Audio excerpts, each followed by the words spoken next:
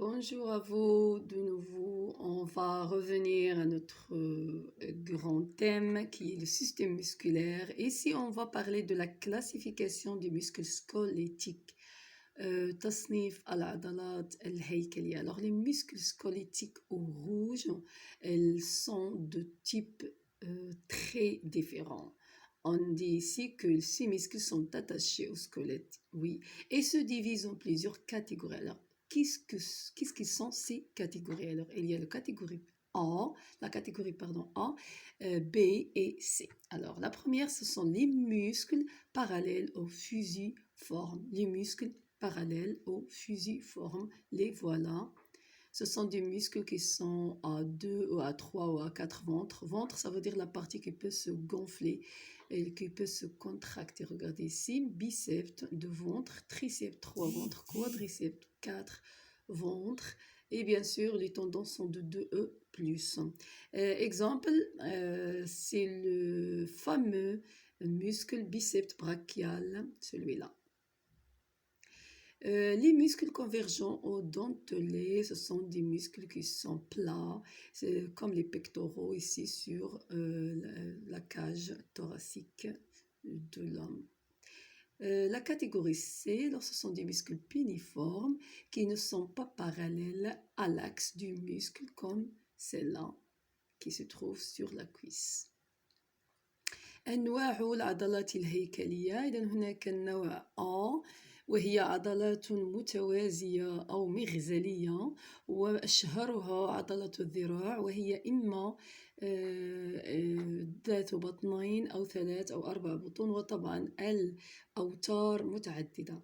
النوع الثاني des muscles convergents au dentelé, ce sont des muscles plats. Alors هي عضلات مسطحة توجد على الصدر والبطن والظهر وأماكن أخرى. النوع الأخير هي العضلات الشوكية الشكل، وهي عضلات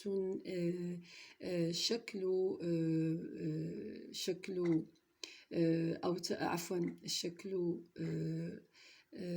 أوتارها غير متوازي مع محور العضلة. شكل أليافها العضلية غير متوازي مع محور العضلة مثل العضلات الموجودة على الفخذ. هنا نتحدث عن خاصيات العضلات الهيكلية. Alors les propriétés des muscles squelettiques. Alors pour les savoir, on va voir quelques expériences. Alors ici la première expérience, il y a un muscle qui est encore vivant, il est suspendu, معلق. On va l'exciter par de l'électricité, on regarde qu'il se contracte et qu'il se raccourcit. Alors, qu'est-ce qu'on dit ici? Alors, vous devez observer bien qu'est-ce qui s'est arrivé après l'excitation et vous devez dire que le muscle, il peut s'exciter. Alors, il est excitable. Alors, la propriété ici est l'excitabilité. Le deuxième caractère ou la deuxième propriété, alors ici, vous avez le même muscle qui est suspendu, il est sur lequel on exerce une force par un poids. C'est un poids moyen, petit à petit. Alors, on regarde que le muscle, il se tend et sa longueur s'allonge. Mais une fois qu'on élimine la force, le muscle revient à ses dimensions initiales. Alors ici, qu'est-ce que vous regardez? Vous allez observer que la longueur du muscle se diffère selon les forces ou l'existence de la force ou l'élimination de la force. Alors on dit ici que le muscle, il peut se contracter et se dilater. Alors, c'est la contractibilité, ça c'est la propriété qu'on en parle dans la deuxième expérience.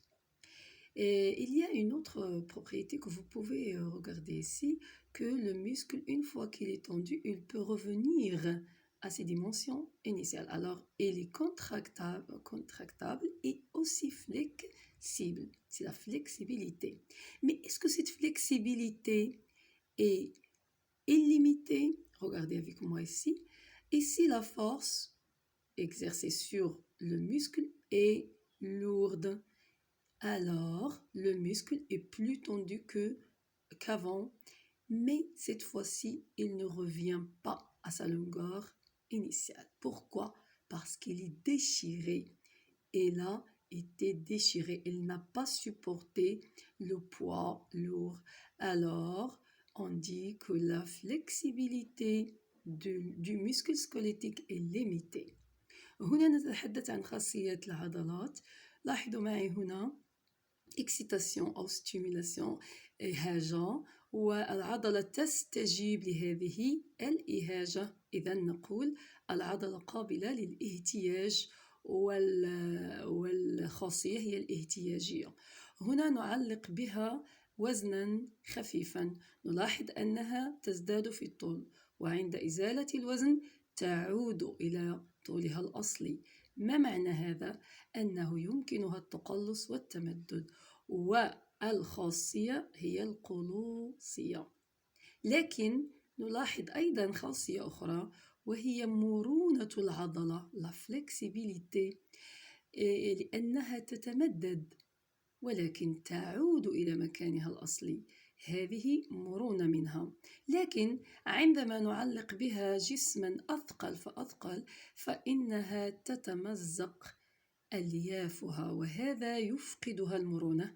نقول هنا أن مرونة العضلة محدودة. دائما في خصائص العضلة هنا ما يجب أن نكتبه أو ما يجب أن ننقله على دفاترنا. Les muscles squelettiques se caractérisent par trois propriétés principales. Excitabilité, c'est la faculté musculaire de recevoir un stimulus et d'y répondre. On dit que le muscle est excitable. B. Contractibilité, c'est la capacité de se contracter suite à un stimulus en diminuant de longueur et augmentant de diamètre. On dit que le muscle est contractible. Élasticité, le muscle a la faculté de reprendre sa longueur initiale après l'annulation de la force appliquée lorsqu'on le relâche. Alors le muscle est donc élastique, mais cette élasticité est limitée. Et merci mes élèves.